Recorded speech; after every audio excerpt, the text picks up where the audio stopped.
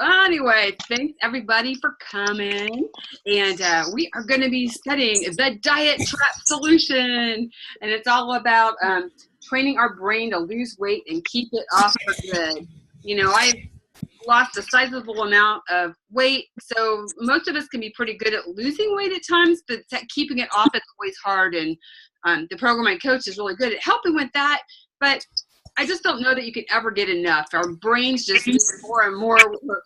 And some friends of mine did this book, and I was telling Kim a little while ago that I started going through it with some other folks, but I never really got to dig through it the way I wanted to. I just kind of heard about it and thought it was good. And I thought, well, I'm going to bring some friends along with me. And I think it'll help, and we'll have some good insights for each other. And so anyway, you know, 2/3 of Americans are overweight. And you have to kind of wonder, how can that many people be overweight when we live in a place where, man, there's so much knowledge and so many resources. But the biggest thing is we need to learn to eat differently and to think differently. And so often I think the focus just goes on what we're eating. And so that's why with this whole thing, it doesn't matter what plan you're doing, these techniques are going to help us to work. And so anyway, so congratulations for hopping on the call tonight. Lisa, glad to see you here. She's been so sick and has another round again of sinus infections, a poor thing. So see if she hops on here. But love to have any insights. Hopefully a lot of you got a chance to read this thing.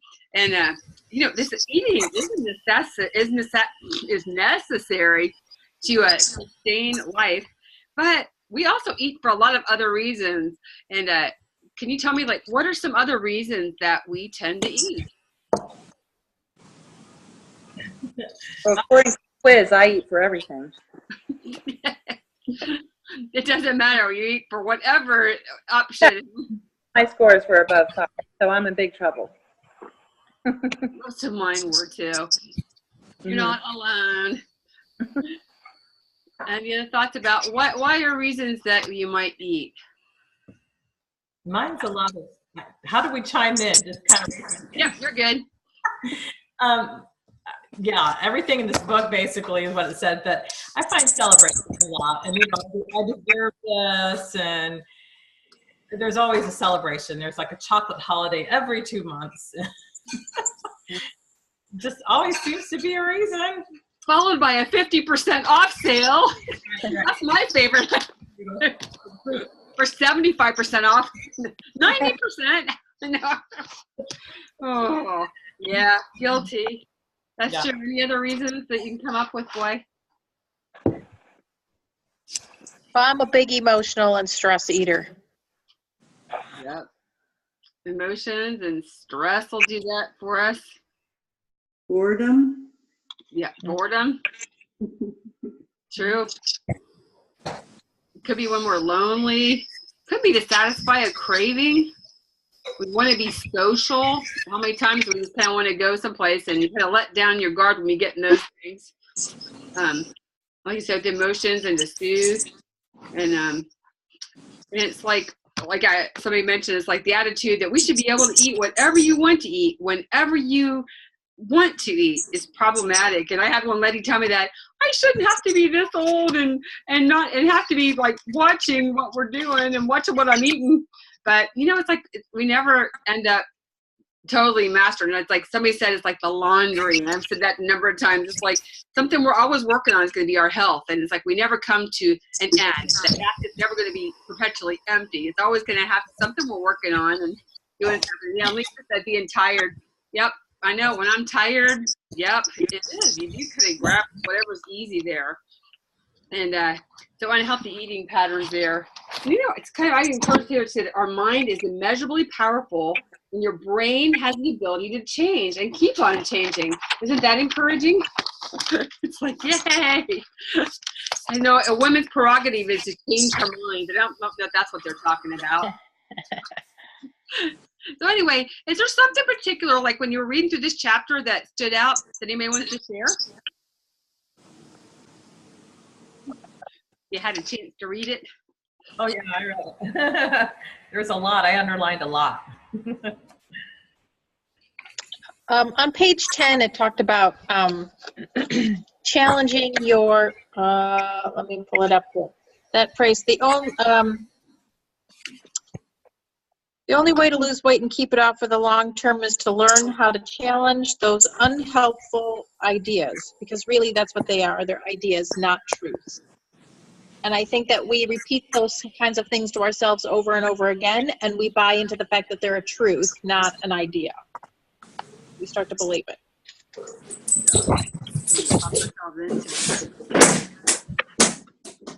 What do you have underlined there, Melanie? Anything that stood out there? I'm kind of looking through it again. They're just all kinds of things, Susan. If any of you guys else have something where she's looking too, feel free. Valerie, anything like pop out to you that? Well, I have it online, so I can't underline anything, but yeah, nothing's coming to mind without looking at it because it's on the same iPad. Oh, well, you have to memorize it. Oh, yeah. Yeah, and Lisa said when you're in response to your stuff, Patty, oh, that's good. Because you're right, we do. We kind of talk ourselves into it, and we learn those patterns. I said, gosh, I'm in my mid-50s, so I've had all these years to have all these thoughts just create that rut in our minds, and our brains really are lazy. They try and conserve energy because it wants to keep us alive and to focus on the important things. So if things it doesn't have to work at, things that it thinks it has, it's not going to spend the energy to go and create something new. So that's where we're going to be kind of working on there. Did you find something, Melanie? Well, I mean, there's just so many things. I just realized how many traps I do fall into. And I know that the cognitive behavioral therapy, I mean, that's something my husband had as a counselor. That's what he works with his clients an awful lot. I mean, I know that's key. But boy, it's hard when these things are entrenched in your mind since birth. For me, I've dealt with this for so long. So it's going to be a hard, long journey, but I'm hopeful. I think this book has the right idea. Some good stuff. Kimmy, anything stand out with you? I read the whole idea that it's my thoughts. I've blamed everybody and everything, but it's really me. So it's that whole cognitive thinking that, you know, the retraining our brains. True. Well, how about you, Libby? Anything stand out you want to share? That in particular, the cognitive, but I was kind of interested in who her grandfather and her father and grandfather were, who, you know, came up with this CBT thing. I'm just kind of interested because it's really rational thinking that's, you know, was invented by somebody else, but I was just kind of curious who that was. But it is the thoughts, and sometimes it's not conscious thoughts. Sometimes we've done it so long it's subconscious that we don't even know we're doing it, you know, thinking the negative, the bad things, or the things that are driving it to us. So yeah, I think it's key, thoughts. Yeah. No, I think you're right. So I kind of question myself. It's like, okay, do I even think about this, or do I just act? And it's like, it's kind of scary to think how autopilot we are. But that's the goal, is to get it so that these good habits become our autopilot instead of the habits that are taking us toward the habits of disease, get us toward the habits of health, and going that way, and really recognizing our traps and building an escape plan, and you know, how to avoid them. And sometimes if you fall into one, how to get out immediately and put yourself back on track. And you were saying sometimes you've got to be in the middle of the trap to even recognize it. So it's not always a bad thing that you've found yourself in this trap, but to recognize it, like you said, not just be mindless, recognize it. And then when you recognize it, you can deal with it. And somebody was talking about, you know, think about Superman, and what was Superman's weakness? You know, kryptonite, right? And so once they realized what was causing him the problem, he could avoid it. But until then, he was having all these issues, and you know, it kept him from being and doing all that he was meant to be and to do. And that's like some of these the little lies, the things that are ideas versus truth, are keeping us from really being, what God and created us to be. And, every gal here on the line here, is a Christian and believes Jesus. And it's like, I think Satan likes that. He likes having those little things to kind of make us feel like we're trapped, even though, hey, we've got the victor of everybody in our hearts and our lives. So there's no reason for us to stay in that pit, but we can get out of here. And like you said, and changing to the focus on page 10, it was talking about changing the thinking from what you eat to what you think. And I thought, yeah, that's where we've got to change, because we focus on, I became such a professional dieter. It's like, I know how many calories are in that, or I can't have that. And it's like we have all those little thoughts that we've developed over the years, and it's all the focus on the food, where really if we get our mindset right, and so that's what we're working on. And see what else, anything else in here? On page 11 was talking about, just identifying the thoughts and feelings that trigger the unhelpful behavior. And yeah, that's one thing. I've probably told the story before, but when I was growing up, my mother was always saying, you're too heavy, you need to be on diet, this and this. Well, I thought when she passed, it'd go away, but it was so in my mind that, she didn't need to be there. It was me that was doing that, so I, there's a lot of retraining that I have to do. Just because it's so ingrained in me that, you need to diet, you should do this, you should do that, and it's going down the bad path. Yeah, it's hard. And it's like, I like that she was talking about, once you are aware of it, you can slow down and question your assumptions. And a lot of us have been around with Dr. Anderson, who does the co-founder of the program that I coach, and he wrote a whole book. It's called Stop, Challenge, Choose. And she basically was saying that on page 11 about, identifying those thoughts and feelings so you can slow down and question your assumptions. And yeah, Lisa, that's good. How do we go from need to want to? That's a good question. So do you have a response on how we do that, Lisa? Like, it's good. Yeah. Like, that desire and wanting to do that is so good.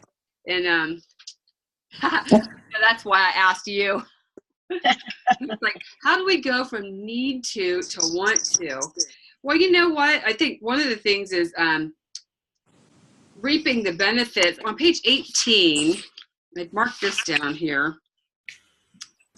It talks about how we reap the benefits of losing weight or whatever we're trying to do here. And they have a whole list on page 18 and 19 of benefits. So things about being leaner and healthier, having more energy, increasing your self-confidence, feeling in control and not at the mercy of food, feeling more attractive, providing a healthy role model for your kids, enjoying shopping for clothes, being more confident at work and in social situations, and lots of other benefits, some which you may not even recognize till later. So I think part of that is really, we talk about discovering our why and what is it that you want. And if you can really get a clear picture of, what that really looks like. And I know I've kind of struggled with that too. And we've talked about maybe trying to do something eventually with vision boards. So that's another little kind of, just the more clear we can get with what we want. And if you go, man, I want to look good this summer in a swimsuit. Okay, so tell me what color that swimsuit is. The more specific that you can get in your head and get that picture, the more that can pop up and be something that will help you to go there. Or you want to be a role model for your kids, what in what way? What do you want for them? And the struggles you've gone. So it's not always going away from stuff. And actually, that's part of what next week's chapter 2 is all about, is talking about having foundational strategies and reaping those benefits.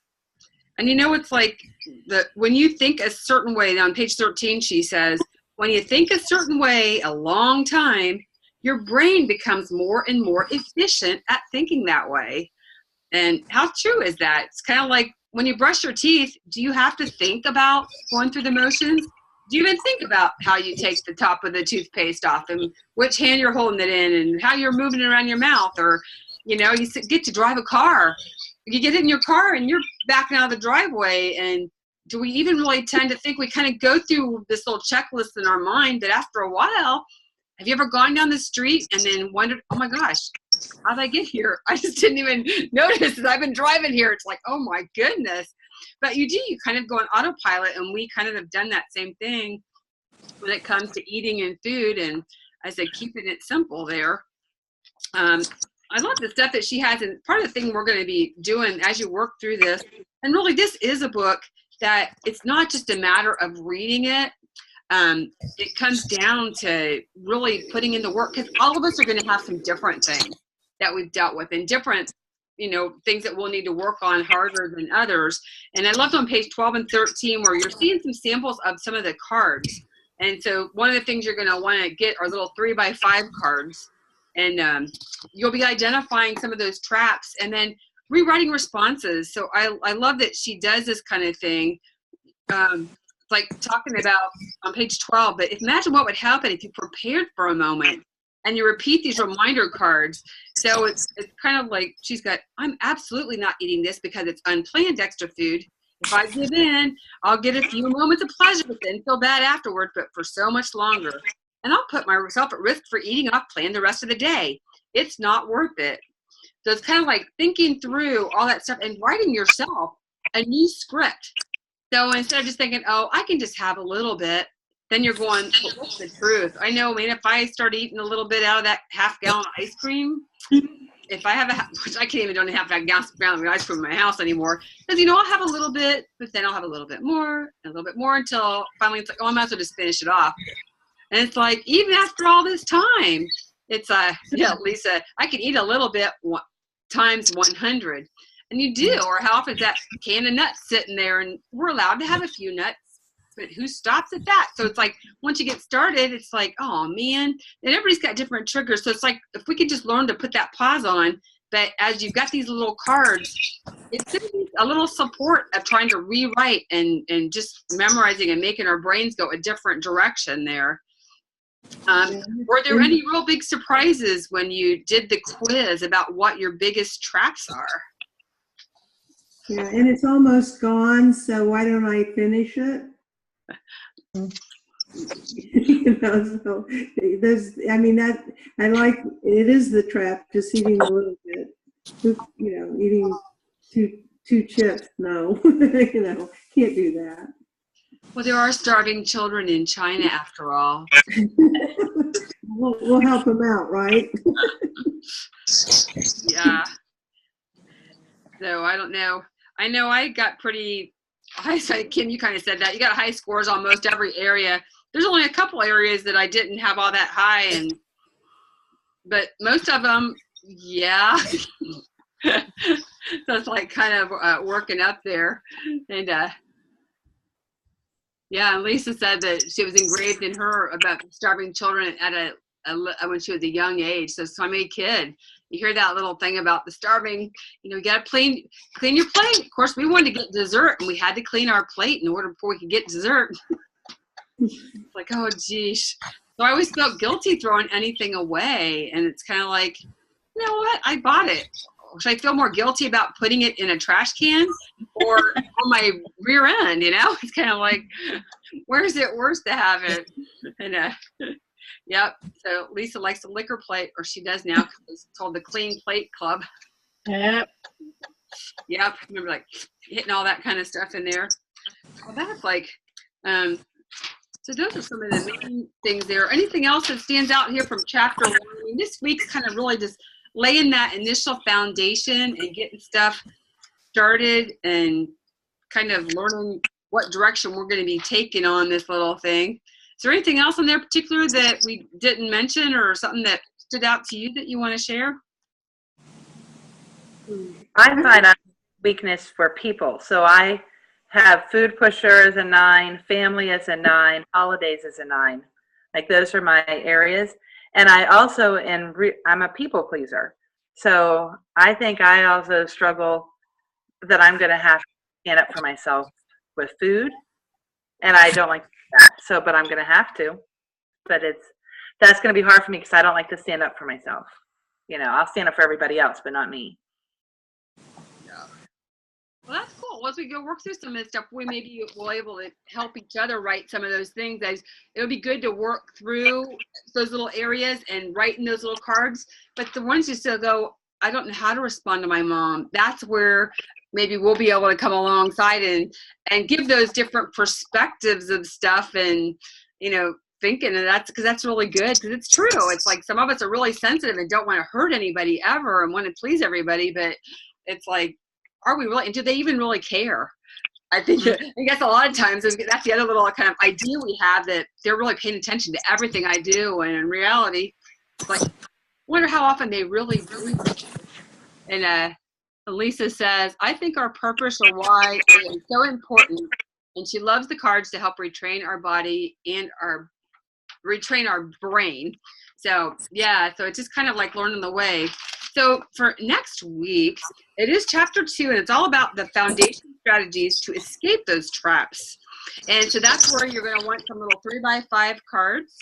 And on page 25, there is a foundations of strategy checklist.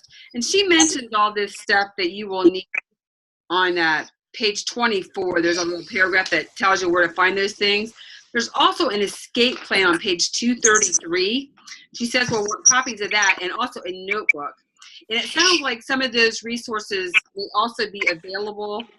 They've got a website that's beckdietsolution.com.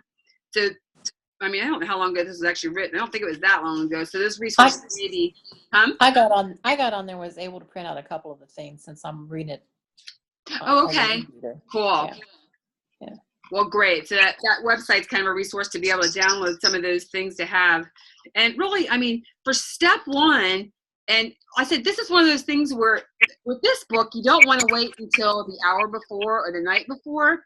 It's going to be like good to start doing this sooner, which I'm a big procrastinator. So this is like lecture to Susan, get your act together here, because you're going to want to create an advantages list that will motivate yourself every day. And basically, that's like your top 10 goals for getting healthy. So that could include some of those benefits that were on those pages, like on page 18 or 19, or things that are personal for you. You know, what are those things that are going to drive you? Why do you want to make these changes? How is that going to impact your life? How is that going to impact the lives of those that you love? And kind of any of those kind of things, and just try and, what are those top 10 goals for getting healthy? And then your thing is, hey, read that every morning, every night. Maybe make a few copies of it. Take a picture of it on your phone and make it your screensaver, so you're seeing it when it pops up there. You know, stick it on a bathroom mirror, in your car, wherever you spend time, and just kind of get this. The more we can get, that's kind of like getting that big picture why. What's going to drive us forward and help us to want to keep doing this stuff. And what else is in? That's kind of like going to be the main thing to kind of get going. And then she'll walk us through the different steps here and explain it a little bit more. But there's even like a checklist on page 25 that is telling you, it's even got a little check mark: Sunday, Monday, Tuesday, Wednesday, Thursday, Friday, Saturday for the week of, okay, I read my advantages list. And all those things on the checklist, when we're starting out, we won't do every day. And she'll kind of walk us through, I think, what we do when. But that's why we don't want to wait until the end of the kind of thing here. And so, well, and that's like, I don't know that when we start going, I'm going to look through this. I don't know that we'll have to do a separate, when we get past this first couple weeks, a separate week for every chapter. Some of those we might be able to combine, because not everybody's going to deal with some of the same straps,